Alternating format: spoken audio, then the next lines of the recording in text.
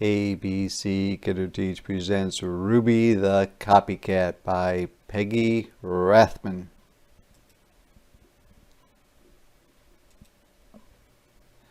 Monday was Ruby's first day in Miss Hart's class. "Class, this is Ruby," announced Miss Hart. "Ruby, you may use the empty desk behind Angela. Angela is the girl with the pretty red bow in her hair." Angela smiled at Ruby. Ruby smiled at Angela's bow and tiptoed to her seat. "I hope everyone had a pleasant weekend," said Miss Hart. "Does anyone have something to share?" "I was a flower girl at my sister's wedding," said Angela. "That's exciting," said Miss Hart. Ruby raised her hand halfway. "I was the flower girl at my sister's wedding, too." "What a coincidence," said Miss Hart. Angela turned and smiled at Ruby. Ruby smiled at the top of Angela's head. "Class, please take out your reading books," said Miss Hart. At lunchtime, Ruby hopped all the way home on one foot. When Ruby came back to school, she was wearing a red bow in her hair. She slid into her seat behind Angela. "I like your bow," whispered Angela. "I like yours too," whispered Ruby. "Class, please take out your math books," said Miss Hart. On Tuesday morning, Angela wore a sweater with daisies on it. At lunchtime, Ruby hopped home sideways. When Ruby came back to school after lunch, she was wearing a sweater with daisies on it. "I like your sweater," whispered Angela. "I like yours too," whispered Ruby. On Wednesday, Angela wore a hand-painted t-shirt with matching sneakers. After lunch, Ruby hopped back to school wearing a hand-painted t-shirt with matching sneakers. "Why are you sitting like that?" whispered Angela. "Wet paint," said Ruby. On Thursday morning, during sharing time, Angela modeled the flower girl dress she wore at her sister's wedding. Ruby modeled her flower girl dress too, right after lunch. Angela didn't whisper anything. By coincidence, on Friday morning, both girls wore red and lavender striped dresses. At lunchtime, Angela raced home. When Angela came back to school, she was wearing black. On Friday afternoon, Miss Hart asked everyone to write a short poem. "Who would like to read first?" asked Miss Hart. Angela raised her hand.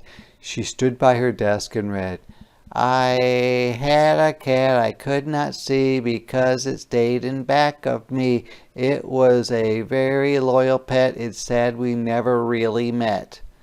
"That was very good," said Miss Hart. "Now, who's next?" Miss Hart looked around the room. "Ruby?" Ruby stood and recited slowly. "I had a nice pet who I never met because it always stayed behind me, and I'm sure it was a cat, too." Ruby smiled at the back of Angela's head. Someone whispered. Ruby sat down. "What a coincidence," murmured Miss Hart. Angela scribbled something on a piece of paper. She passed it to Ruby. The note said, "You copied me. I'm telling Miss Hart. P.S. I hate your hair that way." Ruby buried her chin in the collar of her blouse. A big tear rolled down her nose and plopped onto the note.